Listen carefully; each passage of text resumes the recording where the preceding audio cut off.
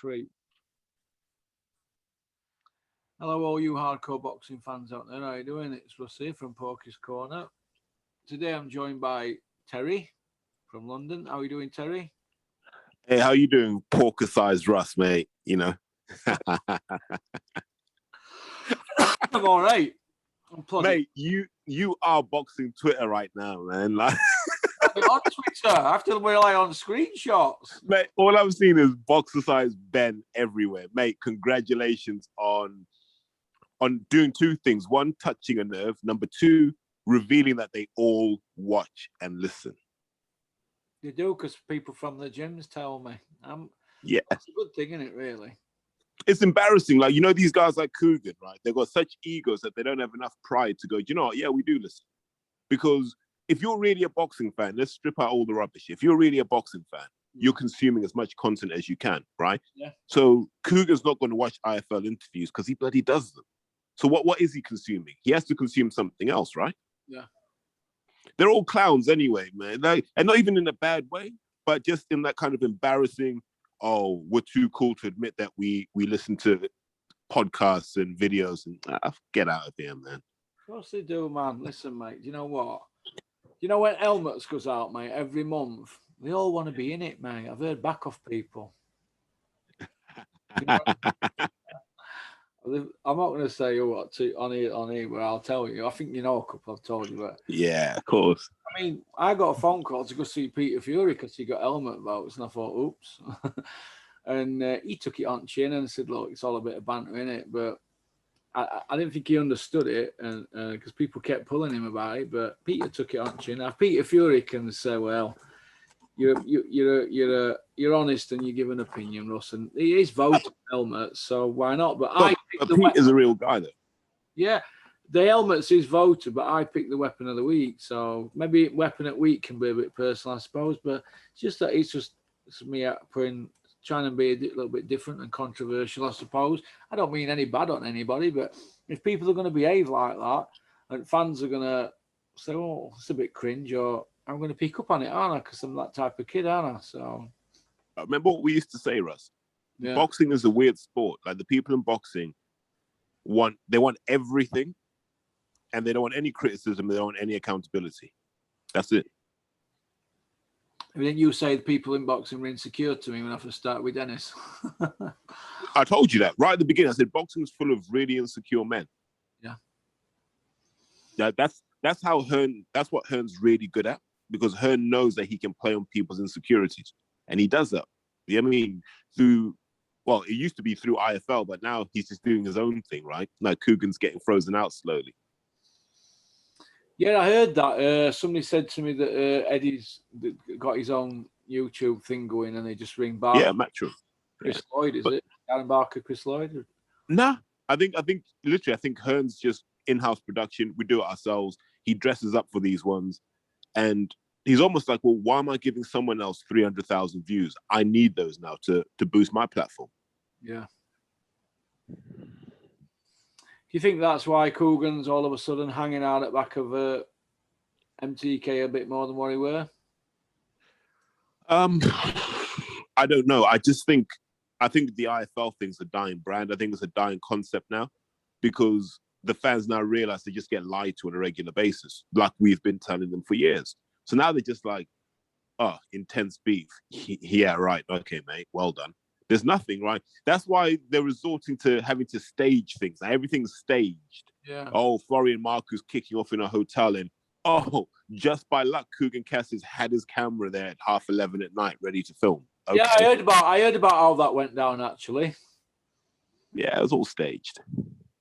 I heard Peter Fury opened his door and said, "What the effing hell is effing going on here?" We're trying to get some effing sleep. Yeah, it's all a bit of a circus now, and I think it's down to the fact that we don't know which direction boxing's heading. Are we heading down the Jake Paul kind of loads of hype and nonsense direction, or are we down the Taylor Ramirez direction, which is real fights that mean something? But we don't know yet. Like, we're kind of swinging between the two. Yeah, I see what you mean. Yeah, it's. Do you feel that in the last 15 days that the media, a lot of the media around boxing have really shown the true colours. Do you think? In what way? Well, I think that people like Gareth A. Davis, IFL, they've either gone one way or other, but it's all been based around protecting Billy Joe. I think they did what they were told to do. Yeah. Simple as. I think it was. Did we talk about this? I don't know if we did, but there's a certain amount of money that should still be in Billy Joe, and the longer the quit discussion went on, the more money you're taking out of Billy Joe. So it was, we need to kill the story now, so there's at least some money in Billy Joe when he comes back. So expect Billy Joe to disappear for a bit, be super quiet on everything, until I think the fans have forgotten what happened. And then Billy Joe will come back and you'll hear talk about Eubank Jr. and John Ryder and this sort of thing. And then, they'll try and act as if the I thing didn't happen. But remember, boxing Twitter doesn't forget. Yeah. A bit like that tweet Omar put out about Ben Davidson being a PE teacher, come back to haunt him, didn't it? When did you put that out? They sent me it yesterday, 2016, after Akavov fight. Akavov, is it? And did Billy fight in Scotland? Yeah, remember in the Leisure Centre. I think Omar were a ruthless little young man then back in them days, wasn't he? He was, you know what? He was a good lad. Like, and if you notice in his IFL interviews, there's still a bit of that in him. Mm-hmm. If you look at the best IFL interviews and the best questions, I think like at least half of them come from Umar. Yeah. That's good. He's not a company man. I was a bit disappointed when Umar was saying he had Billy Joe winning fight. I didn't agree with that. But listen, when you're conditioned to back the Brit at all costs, I can see how people draw that conclusion. Yeah. But the reality is, like, Canelo he's just having fun in there. How the hell do you go from a unification fight to your wedding in the space of 7 days? That tells you that he wasn't worried about Billy Joe. Yeah, maybe. Well, he'd been in with Kovalev for 175, and Billy's really a 160, so he always knew he could walk him down, I suppose, didn't he? Walk him down, outskill him. I mean, like, we forget, like, Canelo's more skillful than Billy Joe Saunders. Billy Joe Saunders is, like, skillful for a British guy, if you see what I mean. If you sent him to Cuba, he'd be average. What level would you say Billy Joe is if you forget? Look at the wins he's had. Let's pretend that them WBO wins, right? Mm-hmm. World titles, they were just like interim belts or European belts, European wins. And he was still undefeated before fighting Canelo. What level would we say Billy Joe is at going into that Canelo fight if he'd never had WBO? World level. World level, yeah. Yeah. I'd put him in with like a Danny Jacobs and expect him to do well. Yeah, I would. Yeah, but it's not elite. Yeah, but no. He's not kind of that. He's not pound for pound or nothing like that. He's not that higher echelon of guys. He's a guy that if he has a world title fight against Danny Jacobs, you're like, yeah, I'm okay with that. If he fought Charlo, I wouldn't be too upset about that.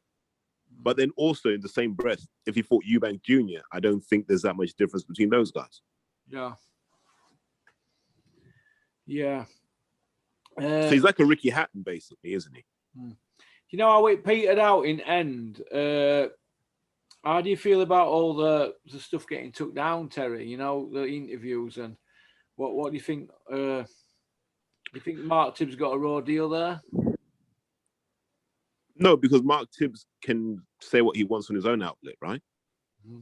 So anytime Mark wants the story to get out, he can just put it on Twitter and it will all spread like wildfire. So it's not like he's been silenced, but it creates a worrying precedent because I remember when Coogan refused to pull the Prince Patel interview, which basically sabotaged Prince Patel's career. Yeah.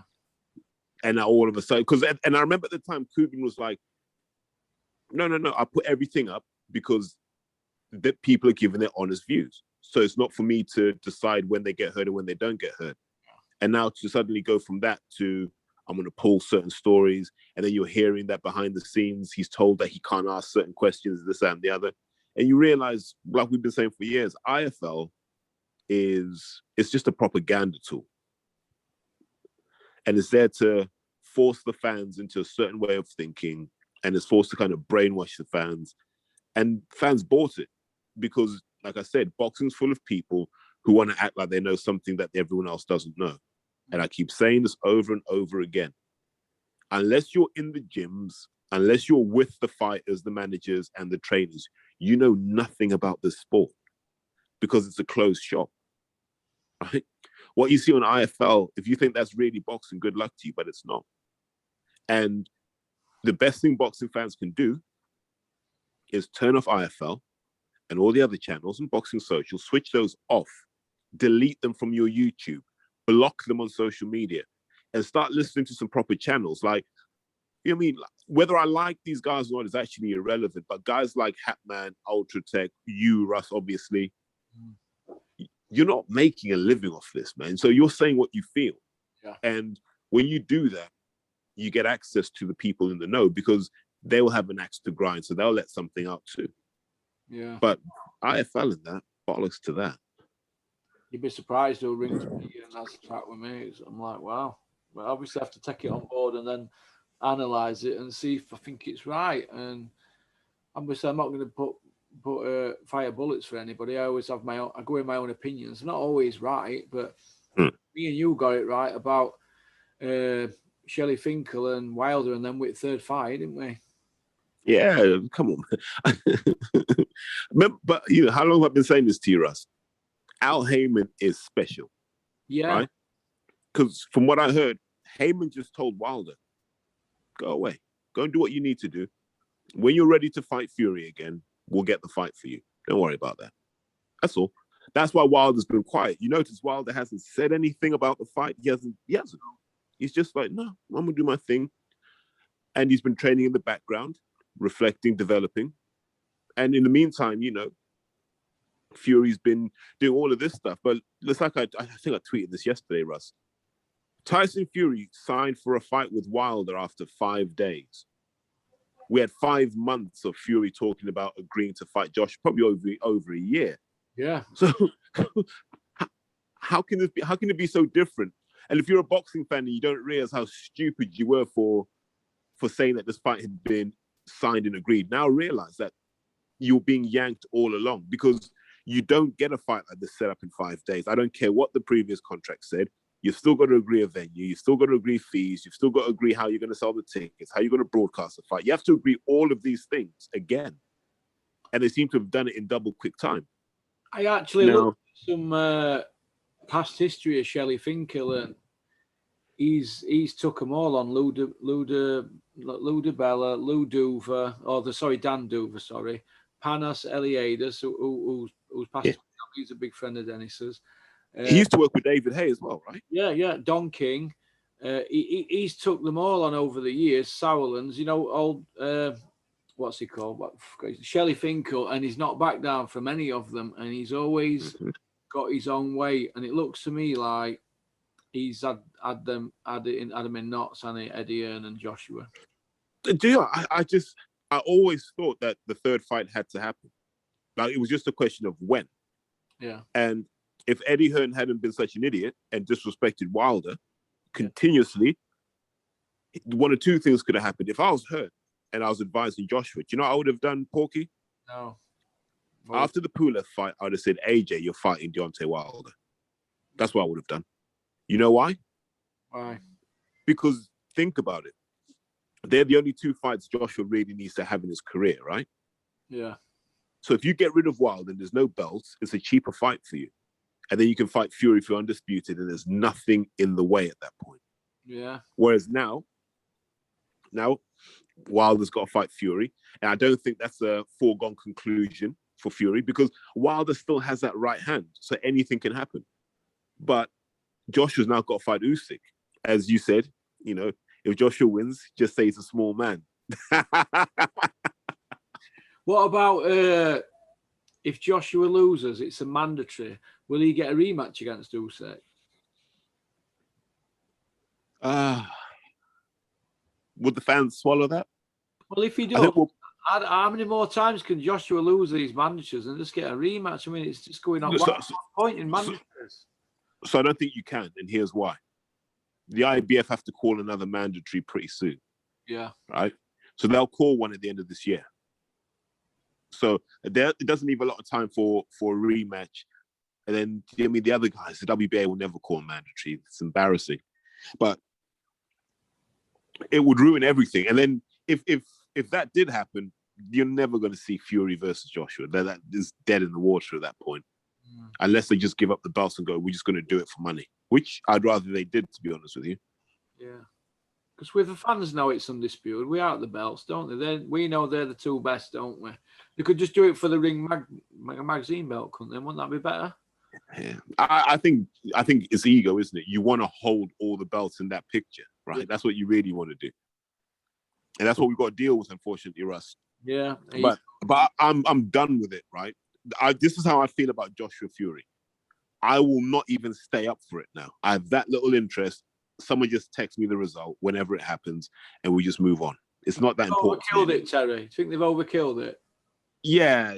Look, man, they're two above average heavyweights in terms of like history. They're going to fight each other. Great. All right then. Next. Where will they sit, Joshua and Fury, in the realm of top 20 heavyweights? Will they break the top Nowhere 20 with their CVs? Nowhere. No way. Nowhere. No, because Joshua lost to Ruiz, got stopped by Ruiz, for God's sake. Yeah. By Ruiz. Who else has been stopped by Ruiz at that level? Who? Couldn't put a dent in Areola, couldn't put a dent in Parker. No. You can't be top 20. I don't care what they manufacture. You can't be top 20 when that gets done to you. I know people say, but it happened to Lennox. Yeah, but Lennox can always counter that with the rest of the names on his CV. Yeah. Plus, Lennox see what I mean? back and knocked him out, didn't he? Yeah. You know, you can't. And those guys, Rackman, was it? McCall, yeah. Those guys would run over Ruiz. Yeah. Those guys now would have belts. Imagine Ray Mercer now. Yeah. Would Frank Bruno run over Ruiz? He might plod over him slowly. He might plod over him slowly. Where does this leave Eddie Hearn in all this? Because hasn't he only got one fight left on the deal with Joshua? So I think, Russ, there's a bigger story here, right? Yeah. So either Joshua knew this fight was never going to happen, and so he's playing along with this. And if that's true, then him fighting Usyk doesn't really affect his relationship with Hearn, right? Now, if it turns out that Joshua thought he'd be fighting Fury in August, and I have to believe he did, because he only had like 6'7", 6'8" guys training with him for ages. Then maybe Joshua didn't know. Maybe he wasn't, like, he just leaves it all to Eddie. Yeah. So Joshua must be fuming, because I would be. I'm like, hold on. 2020, I fought once. I fought Pulev. That's not really, generational wealth money. You're telling me this year I've got to fight Usyk and that's it? Yeah. Eddie, you're not doing your job. If I'm Joshua, I'm like, I could have done this myself. Do you feel, Terry, that Eddie Hearn's ruffled that many feathers now that it's affected quite a number of his fighters?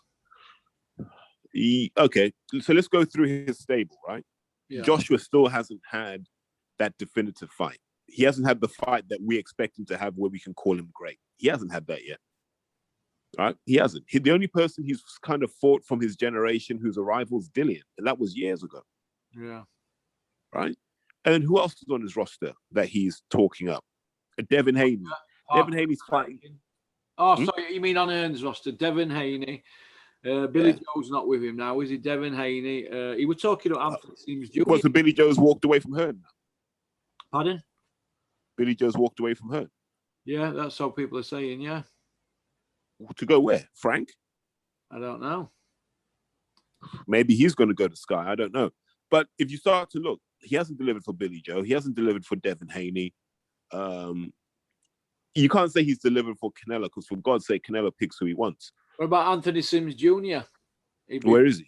He binned him, didn't he, after one loss? There you go. Devastated, didn't he, Anthony Sims Jr., apparently? There you go. Like, and then didn't Amber Williams get treated the same? Otha Jones the third got treated the same. These guys are now all having breakdowns because they thought they were going to be superstars and they've realized they got lied to. What about Ryan Garcia? Has Ern made a move on him yet? Nah. I think if I'm Garcia, I'm going to stick with De La Hoya. De La Hoya just has a better record of getting stuff done. Look at Virgil Ortiz. If Virgil Ortiz was at Matchroom, do you know what I mean? He'd be fighting, I don't know, he'd be fighting Florian Marku, to be honest with you. What about the kid that beat Lomachenko?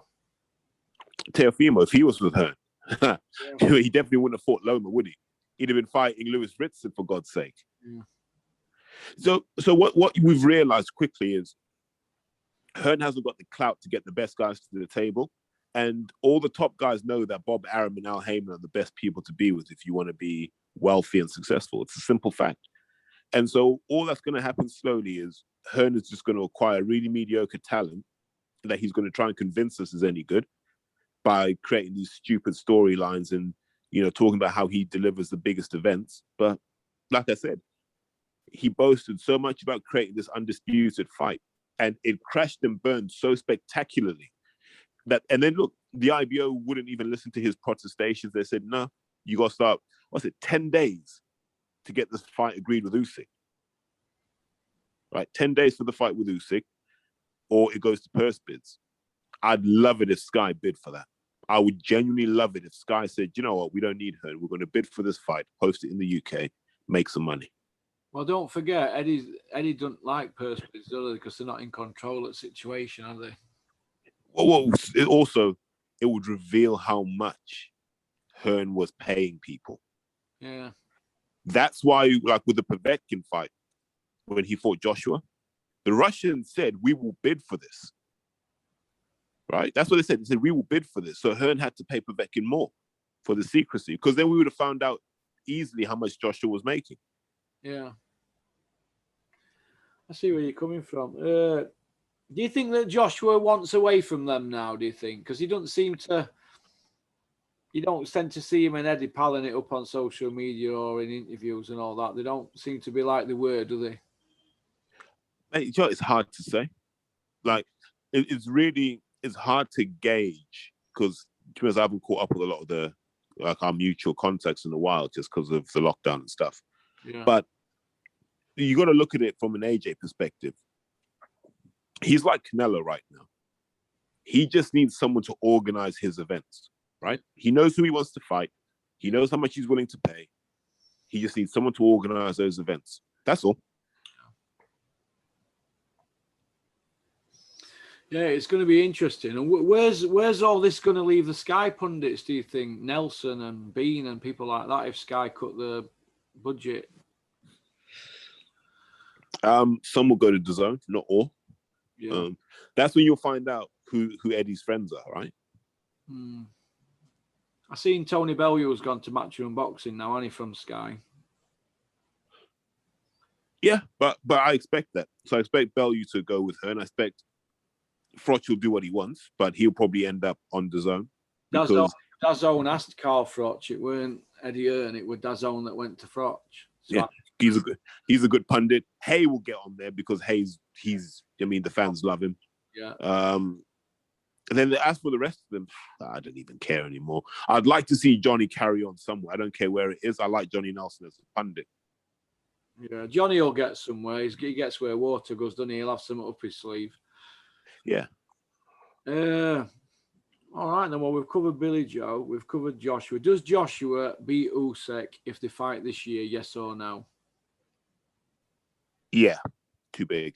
On points.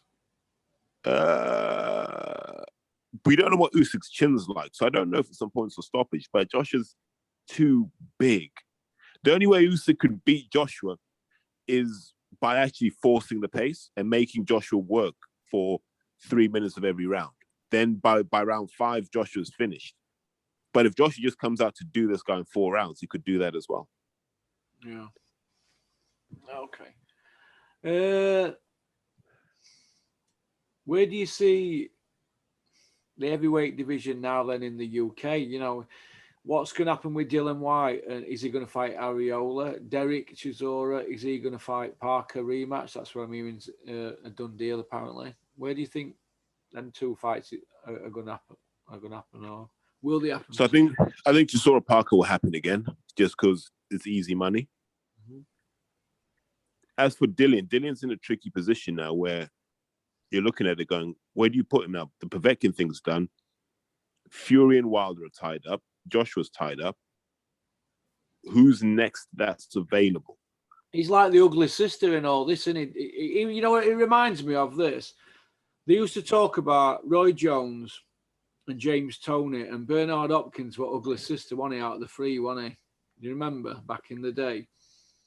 Kind of, but remember, Hopkins fought Roy Jones. They already fought. Yeah, I know, yeah. But they weren't spoke about as like in their class, were they? Toney and Jones kind of thing. No, but you know why that was, though? Because Hopkins kind of got incrementally better. Mm.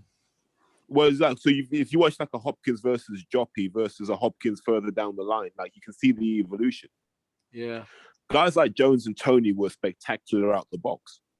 Mm. I think that was the issue. So if you look at it, as they got older and older, people didn't want to fight Bernard Hopkins now because they're like, oh, he's still good, while the other two declined. Do you think that Dylan kind of like missed the boat not fighting Joshua at Wembley a couple of years ago? Mm-hmm. Yeah, I do. Although, having said that, I can see that fight. If Joshua needs to fight twice this year, I can see it being Usyk and Dillian for the two fights because he'll be trying to make his money back. Who will be trying to make his money back? Eddie? Joshua, yeah. Yeah, because think about it. Like, if that Saudi money was true, that was like 75 million plus, right? Mm. What do you think about Joshua and Fury wanting to fight in Saudi? And you know, the fans not being able to fly out there, and they're only going to be in a 30,000 stadium. But yet, what's it going to be? 30,000. Who even sell tickets to in Saudi? Like, they're struggling with COVID themselves, so you're not going to get people in the stadium. Mm. But I told you. Remember us? We talked. I said this is not Saudi. Anytime around June, July, August is a no-go. Like, it's not going to happen. And so, as it turns out, Fury's in Vegas for a Wilder camp. Now that we've heard the arbitration, now it all makes sense why he's in Vegas. Yeah. Maybe he's in Vegas just to get out of the way of his dad. Oh, mate, the way you went after him, hey, you put the videos up. Big John Fury, turn up and fight Mickey Theo. Let's get it over and done with, John. Win or lose, we'll all be on the booze. But no, do you think Tyson really knew all along that he wasn't going to fight Joshua and he's just done it to throw a spanner in it works? Do you think that's possible? Yeah. I think there were chess moves that were happening here, and it's really about messing with the money for Team Hearn. That's really what this is about. So now look at it. If you got to make Joshua v. Usyk in August, what pay-per-view platform you're going to use? You're going to have to use like the DAZN money to fund this. And like if Eddie, it wasn't Eddie saying that Josh is a 50 million a fight guy, so that's 50 million you got to put in the pot, plus Usyk's cut. Yeah. Otherwise, you got to sit there with AJ and go, AJ, we can't pay you what you're used to. Yeah. Because we screwed up. Do you think Joshua, in all this excitement, do you think maybe there were just a tinge of greediness about him because he's already had the Saudi money already? Do you think that he thought, "Ooh, I'll have some more of that"? No, he doesn't strike me as that sort of guy. No. When I look at him and I say, okay, Anthony Joshua, in all of this, he's been exemplary, right? Mm-hmm. He's kept his counsel. He hasn't really said much publicly unless he's had to. And I'm like, fair enough. I respect that. Fury's been making all the noise, almost as if he knew the fight wasn't happening. Yeah. Because look at the people he's had in camp. He hasn't even had Joshua-type people in his camp. No, he hasn't, no. And we're in May now. The fight was meant to happen on the 14th of August, right? Mm. So who was he sparring? Who was he training with? He wasn't doing anything. He was in Miami with his brother, larking around. They knew, man. They knew this wasn't going to be the fight. They knew. Yeah. Yeah, he's not hard. He's not hard to work out, Tyson, is he? Really, he's isn't it? He's pretty jovial, isn't he? And like I said to people, I have a feeling Joshua was fasting for Ramadan anyway. So he's probably now mobilizing again because it's hard. You can't just switch everything back on, if I'm being honest with you, Russ. Yeah. So he's probably just warming things up slowly. Like I felt the effects of it over the last few days or so. And so he's probably getting ready now, getting in shape. He's like, cool, I'm ready to go now. But I don't think he fancies the Usyk fight. Because now you got to find sparring for Usyk. Like, you know, who are you going to get at that point? You're digging up, right? You're not going to get Luis Ortiz down for sparring, are you? No. So who do you get? You got to get like, what's the Cuban guy's name? Is it Johan Hernandez? Yeah. You're going to have to dig up guys like him, Senad Gashi. Oh, you know, Gashi. Yeah. But where are you going to get southpaw sparring otherwise, right? Lenroy Thomas. Oh, God, he's already had him before, hasn't he? Yeah, so you're going to have to get him up there for some southpaw sparring. I don't think Joshua really fancies that, but got to do what you got to do, I guess. Yeah, what do you think about? It's Robert McCracken a while back said that they didn't want Wilder, Ortiz, or Oos for Joshua, but now that they're in a situation where they've got a mandatory and it's Usyk, you think it's possible Anthony Joshua could vacate? And if he does vacate, what would the fans think? Oh, Jesus. You know, if he vacates, the fans are going to be like, what a waste of 4 years. Yeah. I think him vacating will harm his brand. It will take money off the table because now we're like, oh, he's just another heavyweight. Yeah. Yeah, I see where you're coming from. Yeah. Yeah. I mean, put Joshua in with Cash Allen, man. Like, he needs a proper test. Cash fights for IBF European next week. Yeah, I hope he wins. Yeah, I do. Okay, then. Moving on then to Josh Taylor and his trainer, Ben Davidson, the undisputed champions today or last night. No. Give him his proper name, Porky. Boxer size Ben Davidson. Thank you. Yeah, that's all. I can never think of him as anything other than that now. Well, he said he did boxer size classes, didn't he, before he started with started boxing training, didn't he? Or PE or something? Or, I don't know, something along them lines, aerobics. Not wrong with that, is it? It's all cardio, isn't it? Why would everybody be getting upset about it? Oh my God. You're only laughing because he tweeted that a couple of minutes after the fight, didn't he? So, mate, you know, that lets you know, man, yeah, you're living in his head rent free. That lets you know, Russ, you're doing your job. About time, isn't it? I started to get hang of it, man. You know, when somebody said me, I nearly collapsed. I thought, well, at least he's watching Channel Ben. Come see me. Yes, that's what we needed to hear.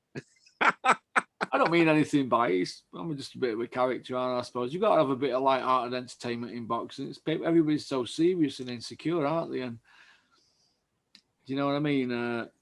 What has upset me recently is this media thing and 57 videos about Daniel Dubois, but yet I don't see any interviews. People saying Billy quit. They all said he didn't quit, most of them, but and we're not getting both sides of it. We did with the Dubois thing, but we haven't with this. And a lot of people have shown their true colours. Your Macklins, your Bellews, your Nelsons. They've all gone quiet, haven't they? Been even. And but do you know what happened? Do you know what happened, Paul? Oh. That Dubois thing landed so badly. Like, it was so destructive that I would have been like, listen, if any of my fighters are in that position, we're shutting down all media. No one talks. That's what I would have said. Because it shows that the fans are unreasonable, right? I don't care what anyone says. What do you mean unreasonable? As far as I'm concerned, if a boxer's not physically fit to continue, I don't need him to go out there and prove it to Do you see what I mean? There's no way Billy should have come out for that 9th round. And he didn't. Well, don't tell us, but don't say that you were going to. No, that bit I agree with, right? Yeah. They almost went the wrong way. They should have just said he wasn't fit to continue. We stopped the fight. End of. Yeah. But what ends up happening in that situation is fans start talking and going, yeah, he quit. I think he quit. And they have no idea. Now, the shame of it is we never got to see the X-ray. Yeah. That's the bit that worries me the most, is where did they prematurely stop the fight because they thought he had fractured his orbital, and actually it turns out he hadn't. Well, how can they know he's fractured it? They haven't had an X-ray end at 8th round, have they? They're not all doctors. Exactly. No, that's my point. So it may turn out that it was a minor injury, right? Mm-hmm.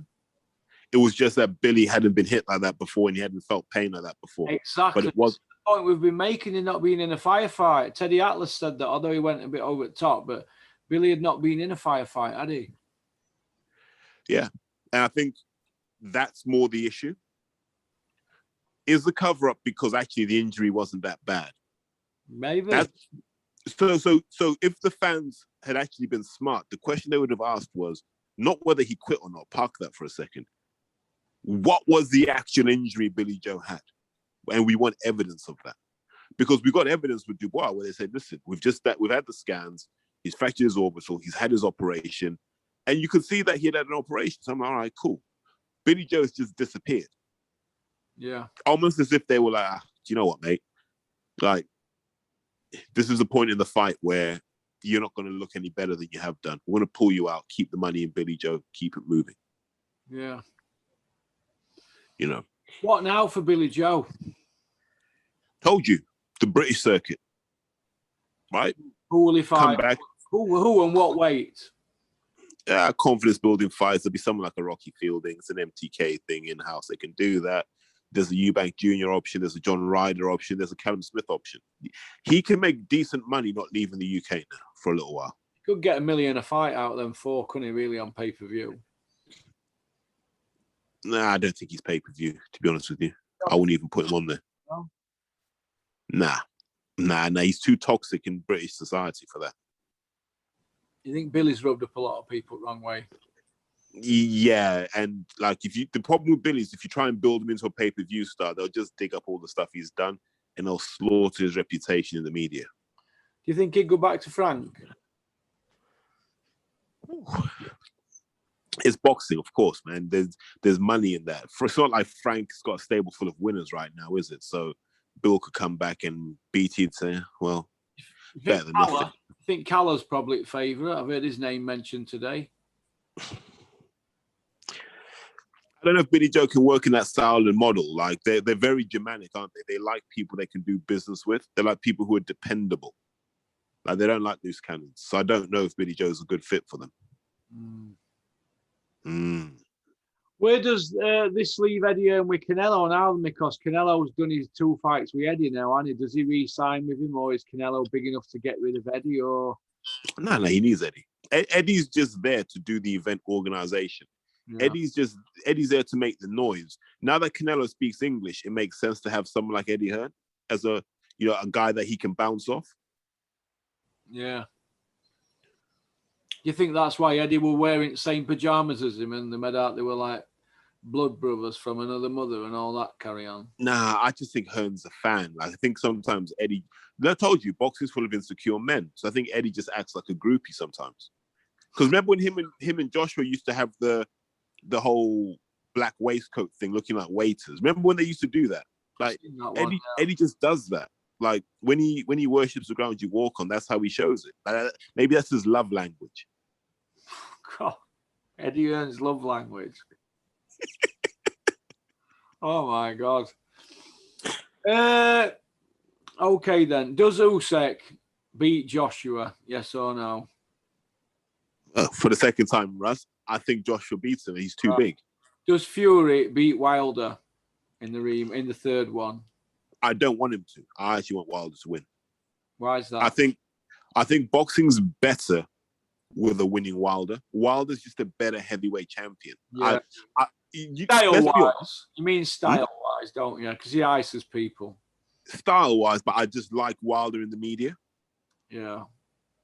Wilder looks like the sort of guy that if you're in a pub and Wilder was there, you'd want to sit at his table. Yeah. All right then.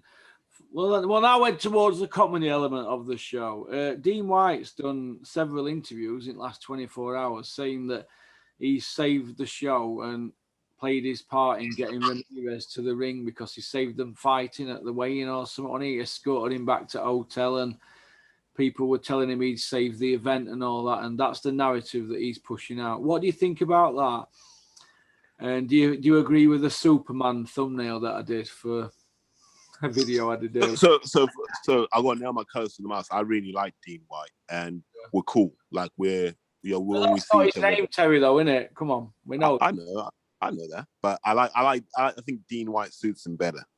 Do you? Yeah. Like his alien. Yeah, no. So I get along with him really well, and I like him. I like what he's achieved in boxing because you know what it's like, Russ. When you don't have a license, people make life hard for you. Right? Oh my God! Tell you what, you get. Well, like I said, when I was with Dennis, there were more complaints going into the board about me, and people recording phone conversations and screenshotting tweets and DMs and texts and all that. You haven't got a license. And Dennis said, well, what you can't do now. But they would try to shut Dennis down, didn't they, because of me? You know, and so it's hard. Suspended his license, didn't they, Dennis? Because of me. Because of you, Steffi Bull, you little squealer. I'm going to squeeze your cheeks when I see you, Steffi. Yeah, man. The little ginger rat. We thought he was a tough guy in London, and we just had to let him know. It's like, nah, not round here, mate. But yeah, it's tough behind the scenes because people try and chop your legs off behind the scenes. A bit like, you know, Steffi were booking venues and that we were going to book and that because he heard a little whisper that me and Dennis were going to get venues booked. So he booked them and things like that. That's all by the way. I have it every single day or every week on my channel. People trying to chop my legs off behind the scenes. It's just boxing, isn't it? It's boxing. Yeah. They come with a smile, but then they stick a knife into your back, don't they? Yeah, that's why you gotta just look out for yourself. Like you can't be loyal to anybody. Yeah, and do you think Dean White's just doing that, getting himself out there to Vegas to exert himself into scenarios? You know, say no. So let's be honest, right? When I spoke to him, because we go back and forth, we message each other. Because I was like, mate, how the hell are you in Vegas? That was the first thing I said. I said, mate, you're in London 2 days ago. How are you in Vegas? And he's like, listen, I'm just out here to see Chris and, see who else I can meet in Vegas. It's just to build. He's out there just building his network, right? Because like you said, Russ, when you don't have a license, it's hard. Very so he's hard. Doing what anyone should do. He's pounding the pavement. He had an in to Josh Taylor because of Chris Kongo, right? Yeah. So he's out there. He's hanging out with the guys, which I would too. If I was out there, I'd be around those guys. He didn't know it was going to kick off, right? So when it's kicked off, he's a trier, though, isn't it? He is a trier, Dean White. You have to give credit for that. He's a trier. Mm-hmm. Yeah. Credit where credit's due. Like people are sat at home criticizing him, slating him, but he's out there trying to make something happen. So I really respect that. He's got the young kid, Steve Woodall, who he's waiting to get a debut for. He's doing his thing. So credit where credit's due. Yeah, but what you're forgetting is here. Yeah, I know he's your pal on that, but let's talk Turkey here, not pals. Dean White said, and this is not true because I know somebody who were on the plane near him, that he saved a man trying to open a door at 35,000 feet. But yet the man got off the plane, walked through customs and weren't arrested. Now, that is a massive offence in England. So over in Saudi, they probably cut your arms and legs off for it. And then proceeded to go on Sky and IFL and all the rest of them doing interviews. It was all a load of cobblers, mate. Now, I know he's your pal on that, and do you believe that he was Wesley Snipes in Passenger 57, yes or no? Russ, I'm never going to disrespect the grift, right? The grift? The grift, is that Cockney talk? No, the grift is real. So the grift is basically the exploitation of any group or any situation for your own benefit. He just grifted off that. Yeah, he grafted himself into a situation to make himself a little bit more famous and put his son into the mix. Is that what you mean? Yeah, of course. Of course. Though, isn't it? Huh? That's telling lies, though, isn't it? Come on. Nah, no, Russ. It's not telling lies because he was on the plane and there was someone who was distressed and he did help calm the guy down. Yeah, but he wasn't Now, trying to open the door at 35,000 wait, Porky, yeah? Now, if you want to add a bit of black pepper to that, a bit of salt, a bit of garlic, some garlic granules, if you want to add a little bit, if you want to add a bit of seasoning to it, I'm not going to be mad at you. Sauce off at Amazon, Megadeth. Yeah, he put some Megadeth to it and got off plane, and I think the story carried on and on and on, and I've heard he were like, oh my God, so they just went with it, didn't they? Fuck laugh. Yeah, play to him. Like I told you, like the grift is real, and the grift will never be defeated. If he came out and said, you know what, he would still the crap, but he got out of control story, I'd be like, brilliant. But when Joshua's mum, he was talking to Joshua's mum on one interview, and she was saying, you're a hero and all this, I could see his face. He was like, oh my God. Yeah, man. Sometimes the grift can go too far, Porky. Like Fury giving 7 million to charity, that were a bit of a throwaway comment, but it took a life on it on its own. And he was pestered by World's Media, wasn't he? So he just cut it dead, didn't he? Yeah, that's not really grifting. That's just a lie. That's not not a lie. So because they're not your mates, it's a lie. But like your pal, it's grifting. It's the hustle. But Fury didn't give all of his purse. He didn't give half of his purse, right? You're nothing, mate.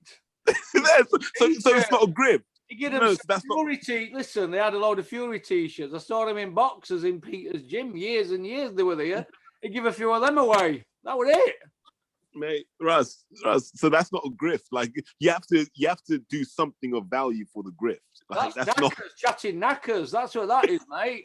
You're knackers. Oh. Huey, where does all this leave Huey? This heavyweight mess at the moment. Everybody's Huey and Joe Joyce. Where are they now, Terry and all? So I think Joe's in a good position, right? Because Joe knows he's next in line after Usyk, right?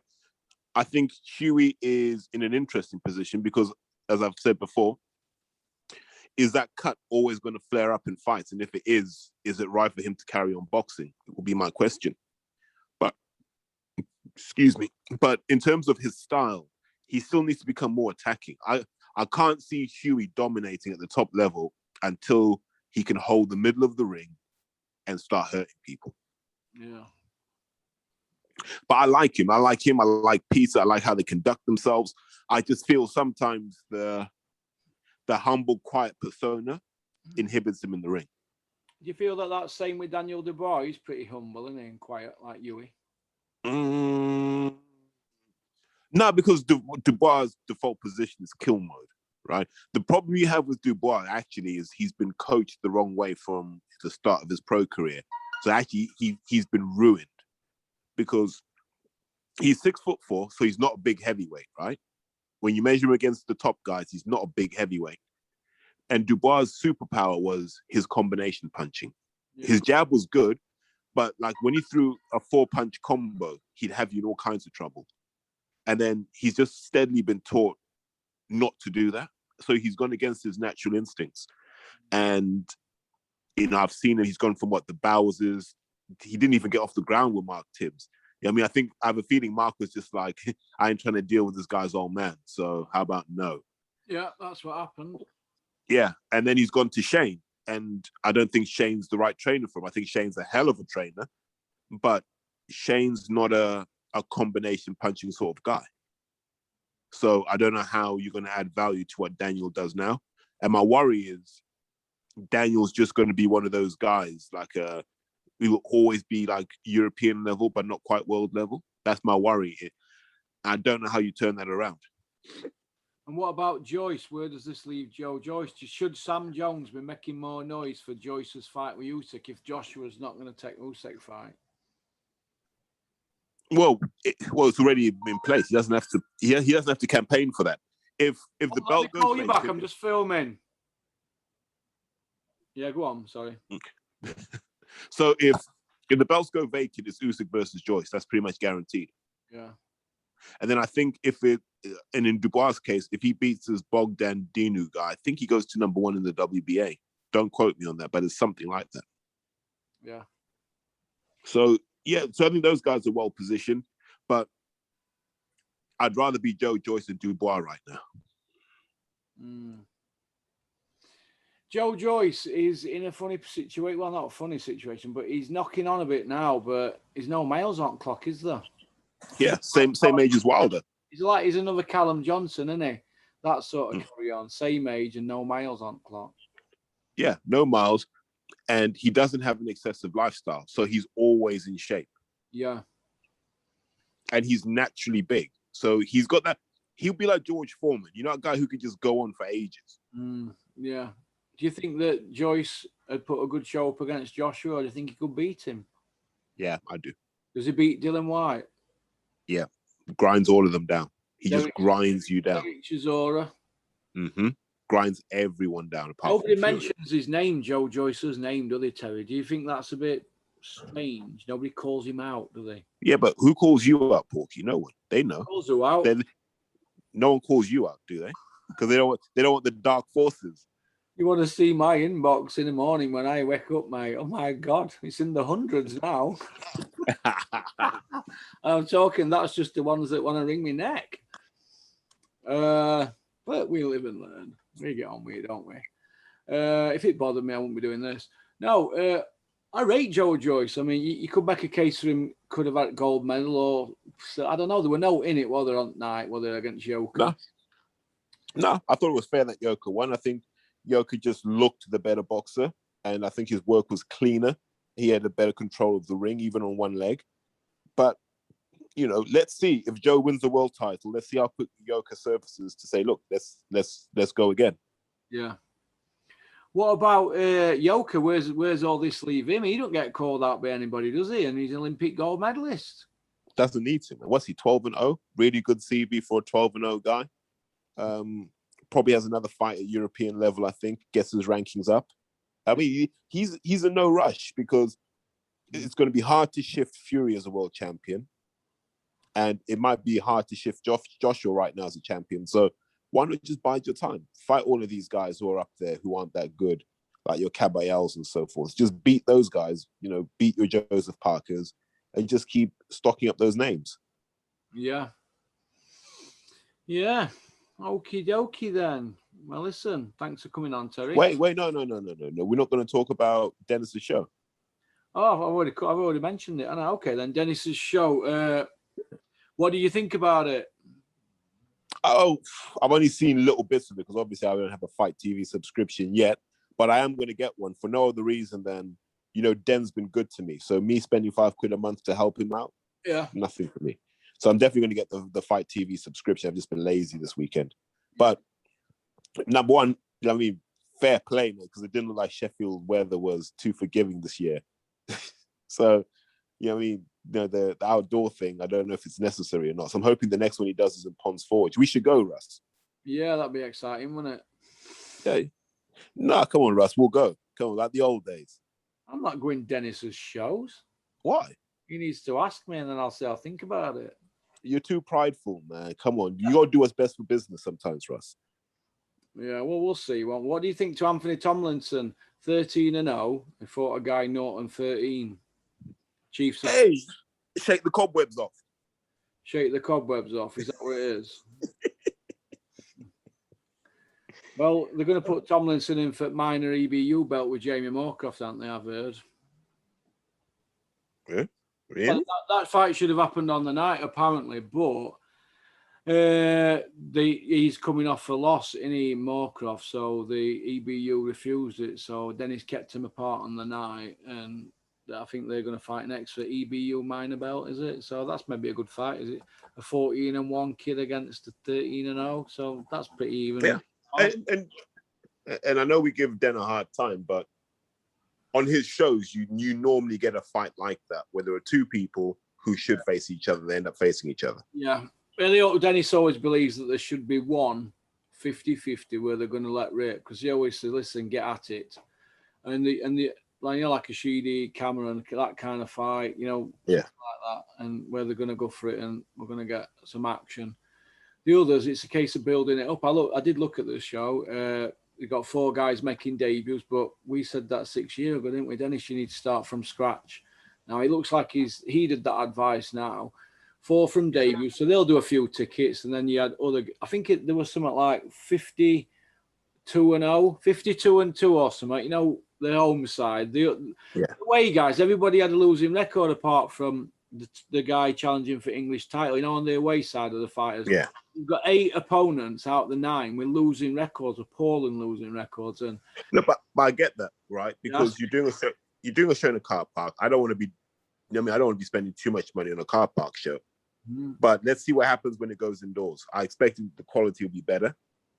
Well, let's see what happens when they go to Ponds Ford and they're sticking their hand out for $7,000 for arena at Ponds Ford. You know, like middle of a pandemic, Dennis, $7,000 off you. You know, and it's a bit different to put it on in a car park, isn't it? But I dare say they probably spent money on a car park show. You know, putting all haters up and things like that. But it wouldn't have been 7 bags. I know that for a fact. But yeah, you've got to try and keep your costs down in the middle of this pandemic. And Dennis is quite innovative. Some ideas that he used to come out with when he'd had a drink, I'd be like, Jesus, it's a bit brave, that, isn't it? But he's willing to have a go, isn't he? So that's what I like about him. He deserves a bit of credit. And this Fight Zone thing, it could be making of small shows, you know what I mean, for kids coming through, or it could be a disaster. But maybe it might have been the wrong time to start it. But we're going to see, aren't we, how he moves forward now. So I tell you what I imagine, right? Here's my theory on Fight Zone. You build Fight Zone, and let's say you get to 20,000 subscribers, right? Yeah. Make enough noise that DAZN just go, you know what? Bollocks to this. Let's just buy them out, right? So you buy them out. Now Dennis has got a gig on DAZN. Yeah. And so I can see that happening longer term. But it means you got to really, really push that growth. Yeah. And then it makes sense because then DAZN will give you a budget and so forth. I can see him wanting to do that. Although, what happened with the Eurosport deal? It collapsed, didn't it? I'm just saying, it's Free Sports one. It's one of them things, isn't it? It's when you're having to pay to put TV on, and then you're not getting sponsors in to pay for it. You're running your shows at a loss, aren't you? It's thousands of pounds. You know, production people hanging about and stuff like that. They're on thousands, mate. They come with 4 and 5 people. It's astronomical costs, and you've got to put money in pot to pay for it all now. Sooner or later, you can't keep losing thousands and thousands on shows. It's like that show at Barnsley with Josh Whale. Dennis put plug on production, didn't he, for TV and that. Josh hadn't got no footage of that fight, but yeah, I would come in and I said, shall I bring my camera? And Dennis says, no, don't bring your camera because we've got them there, haven't we, production people. And obviously they pulled it on night, didn't they, because ticket sales and everything all adds up, doesn't it? And sometimes here's the point. Oh, okay, so we need, this is the elephant in the room that never gets addressed. Yeah. Why aren't tickets being sold? Yeah. Right? They're not trying hard enough, Terry. They're coming up and they're saying, I've done 13 tickets, Porky. What do you reckon? And I'm like, well, you better go in and tell them then, aren't you? Because I never got involved in any of that money side ticket. And I always felt awkward when I heard some stories. So I never got involved in it. And I'd be like, oh, God, they're not going to get paid, are they? Or they're not going to hardly get anything. And do you know what it is, Russ? Nightmare. It's a nightmare. There are too many people with licenses for a market that can't sustain it. Yeah, that's it. There are too many shows in this country. There are too many boxes. There's too much dross, right? Yeah. You can't, and we need to stop pretending. And I remember I was talking to, let me not say who, but I was talking to someone about this. And I said, as long as your show is based on a ticket seller model, you're either going to get really good boxers who can't sell tickets, or you're going to get really crap boxers that can sell tickets. You're not going to get a good boxer who sells tickets because Frank and or Eddie will hoover them up.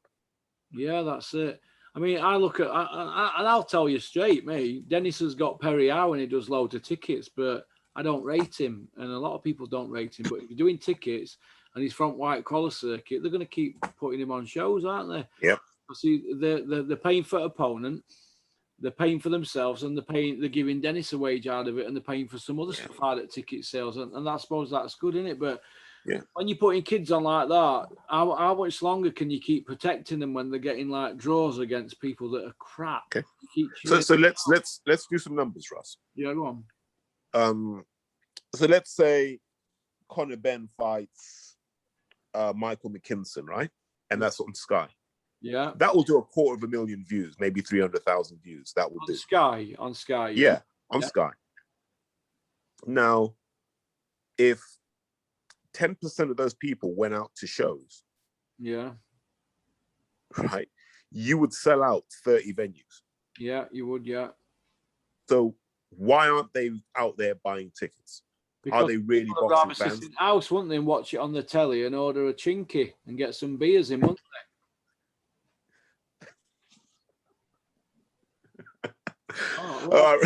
Well, that's what people do, innit? When they stop in on a night, just order some food and then watch telly, don't they? Hey, I'll tell you what's really crazy about all of this. What? It makes an argument for charging people to watch boxing, right? If you're not going to go out and watch the product, cool. But we're going to charge you to consume boxing. That's what they need to do. And then all you do is you make sure that it's almost impossible to rip the video. Now, I don't know if that technology is there yet, but when you get to a point where you can just stop people ripping video off their computer or their phone, you start charging fans for the boxing. Because if you're not going to go out and watch it on a show, fine. But you're definitely going to be paying a $5 a month. Yeah. Because that's how the sport keeps going. Mm-hmm.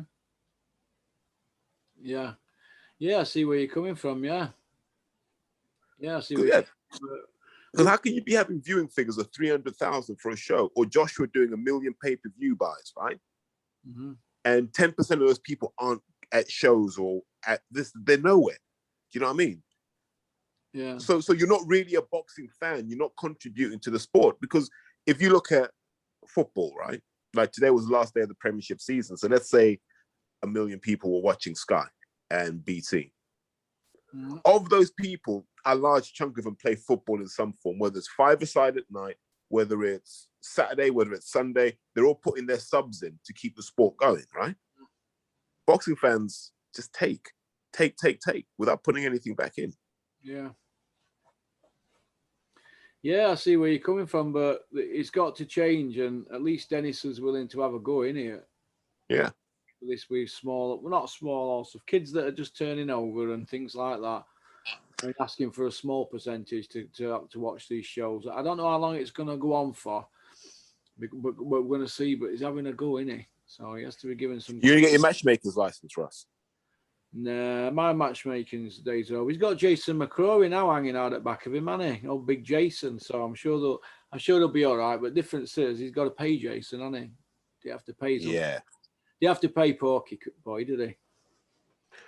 Well, you know, he could have done.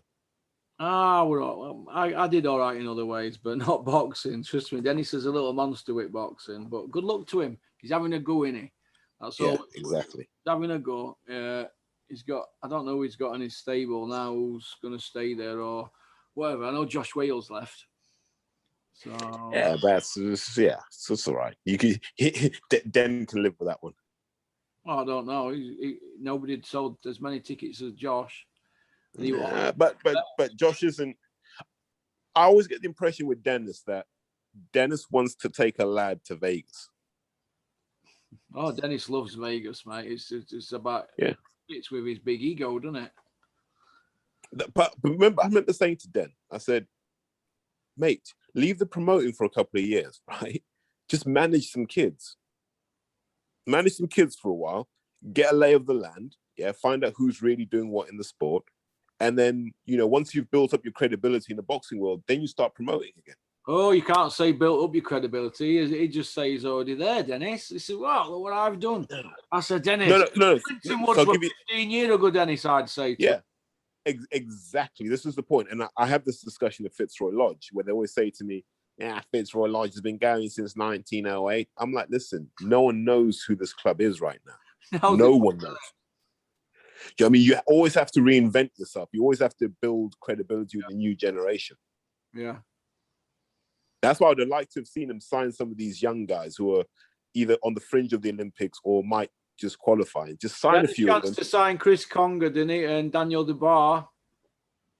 I would have. Yeah, should have signed them, managed them. Yeah, he had I sat down in Bulgaria. I said, Dennis, this is Daniel. Daniel, this is Dennis. I've done my job. That was the whole point of it. So he got the seat, but he couldn't pull it off. So what am I supposed to do? Well, if you know the numbers that were involved in that signing. Oh, he Warren forked out for him, didn't he? Well, Let me not speak publicly on that one, but yeah, they're oof, not a deal I would have signed. No, if you're a promoter. I want to sign that deal full stop. That it was the kind of deal that shouldn't exist in boxing. Yeah. I'll say no more on that one. Yeah. Okie dokie then. Well, listen, it's been great having you on, Terry. You're a gentleman. Mate, yeah. Yeah, man. Hopefully, man. To put this on members area or on YouTube. What do you think, Terry? I'll let you choose.